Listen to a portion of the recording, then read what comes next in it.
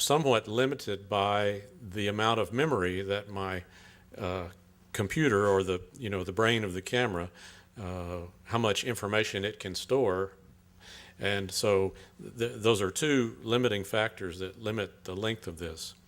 Um, I I suppose in some there are some circumstances where I could record indefinitely if the hard drive would keep up memorizing each slit, as it was capturing. But this capturing of the slits happens hundreds of times per second.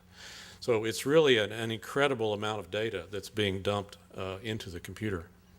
And the computer sequences the slits, is that how Yes, that's happening? right. They're all individual photographs, if you will. That are each a sliver. That's right. And in three colors. So there's a red, green, and the blue. So that's why you sometimes see this wild, flowing color or an aura around some of the figures. The computer doesn't quite know how to register all the colors perfectly, especially if some people are walking left and some people are walking right. Which is the case here. This is taken about 5 minutes after the astronaut picture you just saw. The speed of the objects moving in front of the camera really has a lot to do with how stretched out the figures were. If you were to take this image, if you were to get down here at the table and look straight up at the screen, the people would start to compress and you'd actually see the figures. So that's why I call this attenuation. These figures are really just stretched out. It's like an optical illusion. Right, right.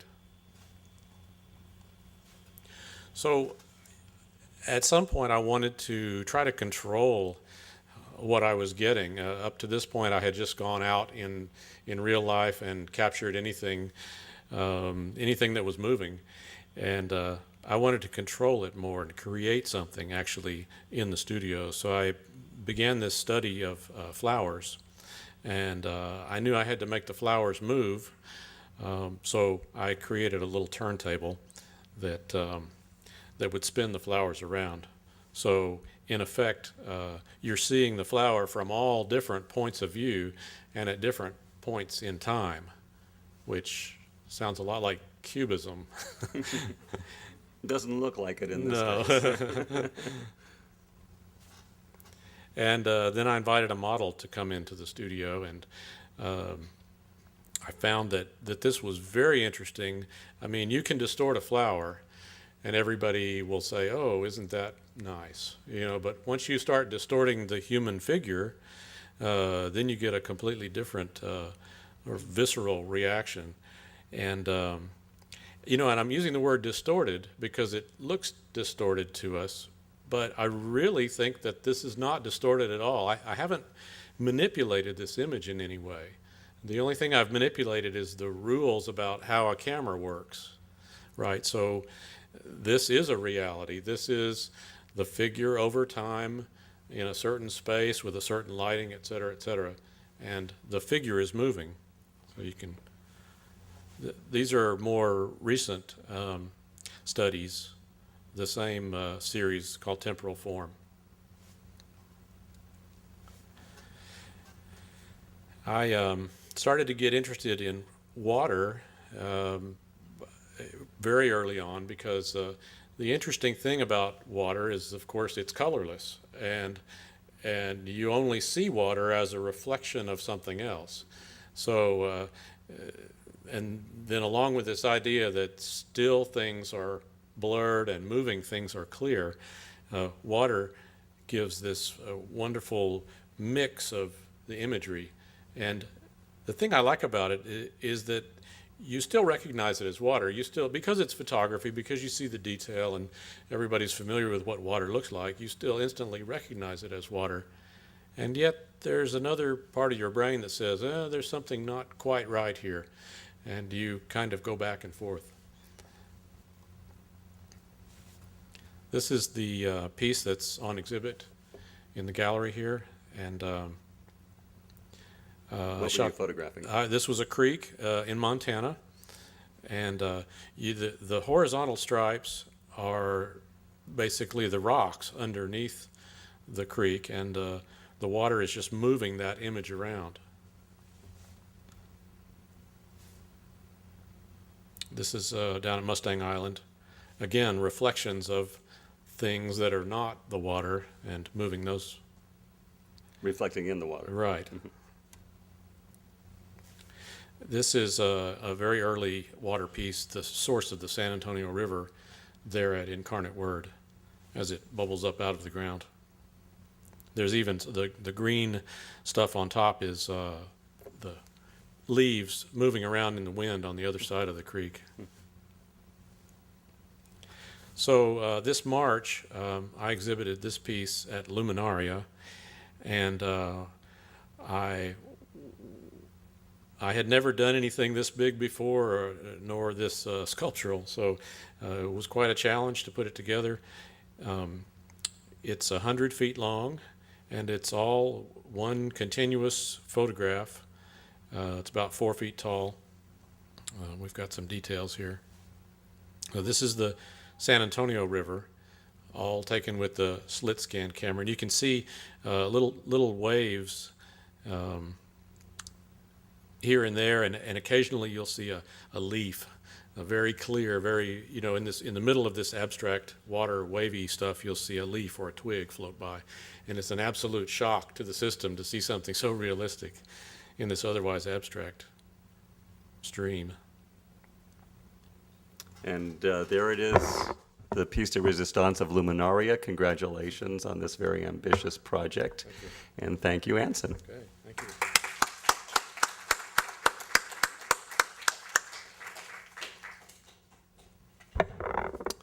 Next, we'll hear from Liz Ward. Liz Liz studied at the University of California, Santa Cruz, and then received her BFA from the University of New Mexico in Albuquerque. She also attended the Tamarin Institute, which is a printmaking workshop in Albuquerque, as well as the print workshop in Paris, Atelier 17. She then received her MFA from the University of Houston. Liz, as the others, has had several solo shows at such institutions as Trinity University, Women in Their Work in Austin, UTSA Satellite Space, the University of North Texas Denton, and the Contemporary Arts Museum in Houston.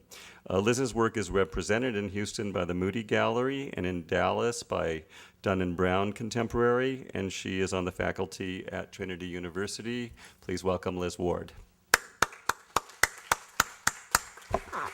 Thank you. Okay, did you want me to, Yeah, to start right off? Yeah. All right. The piece I'm starting with is a large installation that was at the UTSA Satellite Space called Angangeo, and the title refers to a town in Mexico where the monarch butterflies winter. And I was very interested in the monarch butterfly migration cycle, and it's representative of a lot of the basis for much of my work, which is natural history, the sciences, environmental issues, and color. And I did go to Angangeo and see the spectacle of millions of butterflies in a semi-dormant state up on the Oyamel pine trees up in the mountains with this incredible blue sky behind them, and that was the impetus for the piece. Maybe we'll look at a detail. The idea of using butterflies was problematic for me because they're so fraught with cutesiness, and to overcome that, I ended up using little silhouettes of human faces to construct the butterfly images, and those were silhouettes that were actually portraits of people. Years ago when I lived in Paris, I used to collect the scraps of black paper that silhouette artists would leave on the ground. They would cut a little silhouette of a person for a portrait and then discard the outline. And I had a big collection of those. And when I was working on this piece, I happened to come across them, which is a good reason why artists never throw anything away. So that became the basis for the little faces, and they fold out, and you see the blue sky behind them. Yeah. And then some related works that came off of that piece were these watercolors the first wing sky fade and the other sky wing fade, where I was working with the color palette of the orange wing and the blue sky and going from one to the other in a very incremental series of color mixtures, and then the reverse in the other. And the shape comes from a butterfly wing eye spot with that little white highlight, which to me is just an incredible result of evolution, where you have actual sort of painterly illusionistic techniques of highlights occurring in the pigmentation of butterfly wings.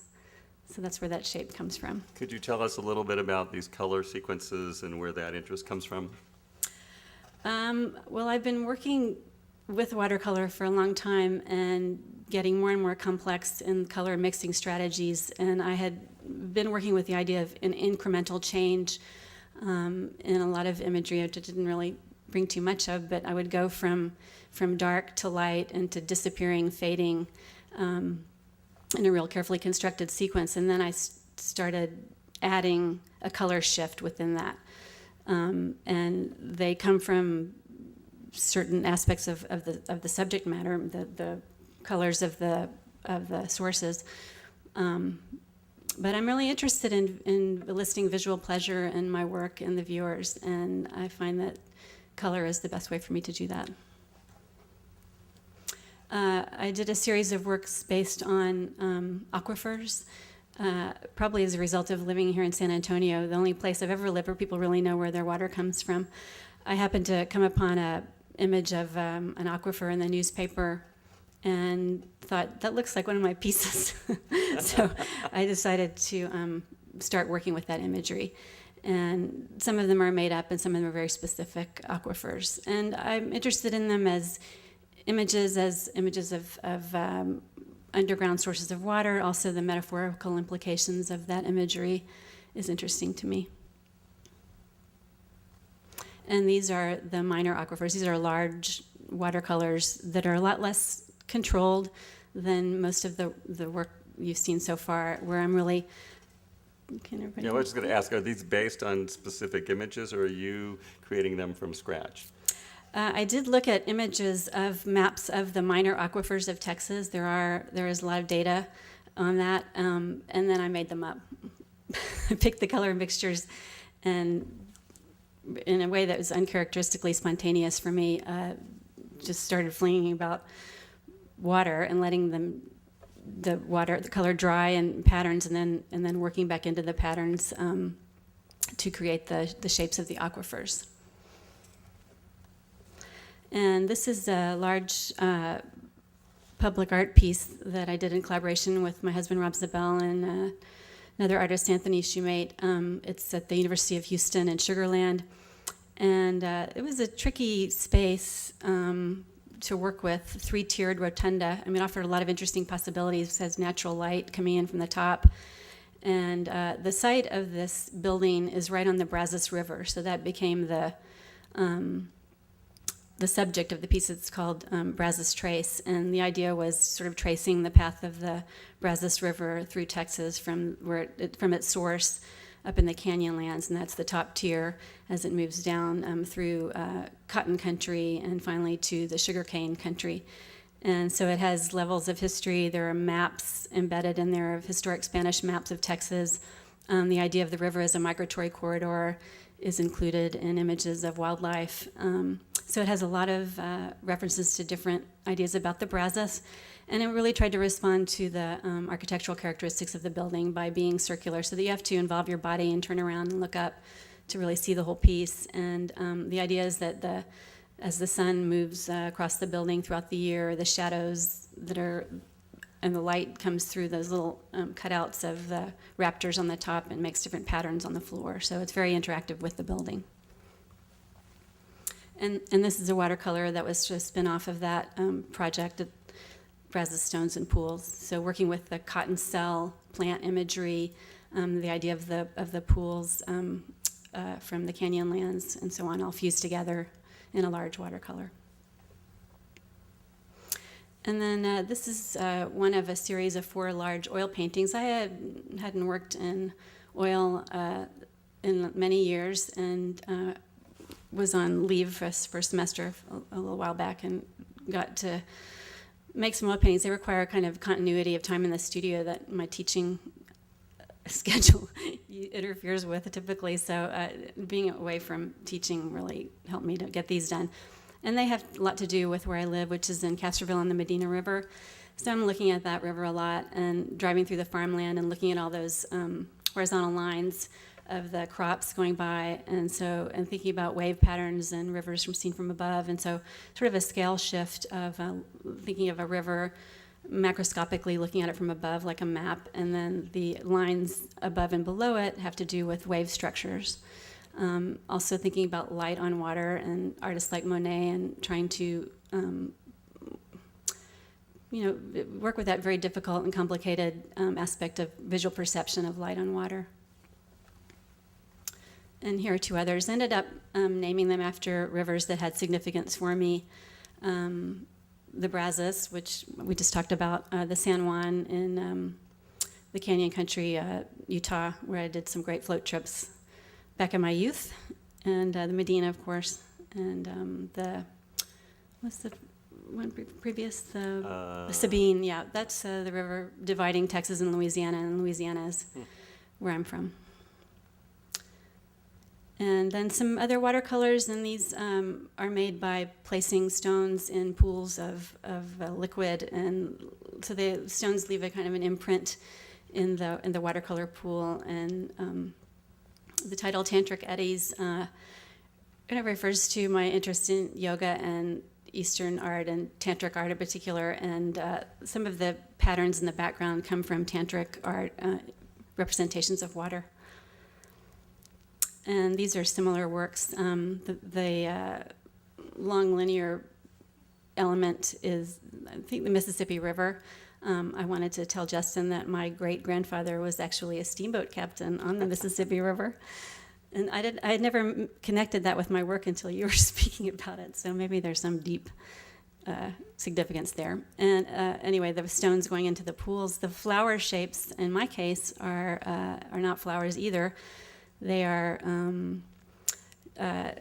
images that are created by a device called the Heal-Shaw which is the scientific apparatus used to study viscosity of liquids. And they make these interesting little flower shapes that I started throwing in there. And again, similar works. The sinewy linear elements here come from botanical images of water plants. I just have a lot of source material around the studio, and I'm combine it in different ways to kind of construct and build these pieces. And so they'll start off with a spontaneous kind of flurry, and then I have to struggle with them and tussle with them to get them worked out. And these two are on view here in the gallery. And Liz, could you tell us a little bit about the gyres and what that refers to? The gyre. Gyres, gyre, whatever.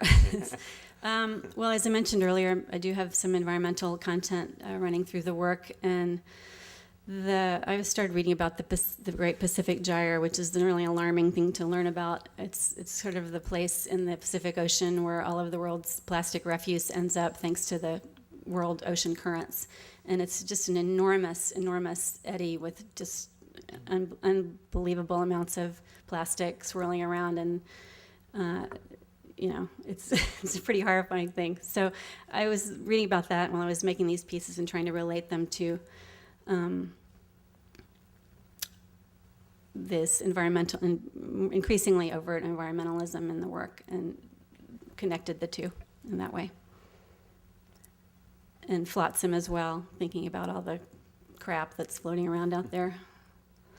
And then these two, these were sort of the major pieces of my last show in the fall in Houston, and they're quite large for watercolor. And these are the Dead Zone series, and they are very specifically drawn from shapes of dead zones, Lake Erie, Oregon coast, and another one that you'll see, the Gulf of Mexico. And these are regions and bodies of water that have no more oxygen. The oxygen's been completely depleted because of nitrogen pollution, which creates algae blooms, and the algae dies, goes to the bottom, and as it decomposes, it absorbs all the oxygen out of the water, so nothing can live there. And the Gulf Coast one, for example, off of Houston, is bigger than Rhode Island. It's just huge, and nothing can live there. And this is a huge problem that maybe people would be interested in thinking about. But the imagery, it seemed abstract and kind of beautiful and seductive. But I felt that the shapes looked like shrouds, and the red area in the top one kind of starts to look like a wound. So I felt like there was a metaphorical and a emotive aspect that underscored the kind of depressing content. And this is the Gulf Coast dead zone. And here especially the red areas, apoxic areas, look like wounds. Okay, thank you, Liz.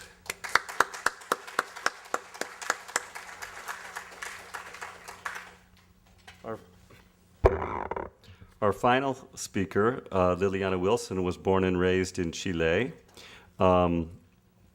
She studied law at the law school at the Catholic University of Valparaiso in Chile, and then attended the Instituto de Bellas Artes, also in Chile. She then came to the United States and studied at Austin Community College and at Southwest Texas State University. Liliana has had numerous solo shows at such institutions as the Esperanza Peace and Justice Center here in San Antonio, San Francisco State University, Suffolk University in Boston, the Guadalupe Cultural Arts Center here in San Antonio, the Galleria de la Raza in San Francisco, and many others. Liliana considers her art to be informed by her experiences living under a dictatorship in Chile. So now we're going to hear about Liliana's paintings. Liliana, welcome. This piece here is a piece that is called The Witness. In 1973, we had the military took over our democratic elected government, and so this is a drawing, and I do a lot of drawings back to that time. So this is a drawing that I did, and I can't remember the date that I have on that. Not 85. 85, and what you're seeing is a drawing of a man that is breaking the neck of another man, and there's a woman watching, because when there's like a civil war, there's nothing else you can do but to be the witness. Could you tell us a little bit about your own, what you witnessed, under the dictatorship in Chile? Well, we had a curfew where we were locked in for 3 days when the military took over, and then they killed the president, and there were people being picked up and tortured and killed. There were like 5,000 people killed and many people tortured. So this is the government that took over. It was the military. It was composed of the four wings of the military. So it's I don't really know them. It's La Policía, la Air Force, the military, and then the Navy. So that's the four heads. That's how I depicted the military junta. And actually, I couldn't at that time, the art was very veiled, because if you obviously will get in trouble if you're showing any signs that you're opposed to the government. So my work always kind of kept that. Is this painted before you came to the United States? No, I painted it here. But I just kept that way of working, where nothing is very obvious, and people can think whatever or imagine whatever it is. But it's the Junta de Gobierno, that's the government heads. This is a piece called Man Running from Himself, and it's actually at UTSA, and it's a piece about the goal of man, and this man is thinking that he is going to find his goal. It's the same man that is, one is running from the other, but it's the same man, and so he's running towards what is never going to make him happy. So you can just... Conflicted personalities. Well, no, the wrong goal. Wrong goal. Yeah. Okay. This is a piece about, actually it was a story that a friend of mine told me, that kind of a feminist piece, I guess. And this friend of mine, she was never allowed to go fishing. She lived in Corpus Christi, and one day her father and her two brothers went fishing, and like real early in the morning, and she got up and followed them. She walked over there. So when she got there, the father decided that then she earned the right to fish with the boys. So then she started, that's the fish she caught, or as a symbol of just the fact that she took her power into her hands. This is Pedazos Especies. It's about how so many times whatever you go through is not being seen, but I'm showing here what this woman is going through. This is a piece that I did for my sister's wedding. I really didn't like her husband, so I decided to make this painting, and I had told her I didn't like him, and so I gave her the painting, and they didn't like it, so they gave it back, and that's okay. I sold it anyway. So that's it, it's like I was being sarcastic, and then. These men really believed that men were superior to women. That really got to me, so that's what I was doing. He was very arrogant, and anyway, so the dog is kind of smelling urine, and is, he obviously looks like what he was like. So this piece is called Vuelcos. It's about transformation, and so the fish are looking at this man. I was just thinking that. Humans are so tortured, and nature is kind of not. So they were like looking at him, kind of laughing at him while he's going through this huge dramatic transformation. At least in my world, everything is kind of dramatic. So this is the continuation of my sister's family. So then he continued his empire of maleness, and so he taught his two boys to be just like him, believing that women were inferior.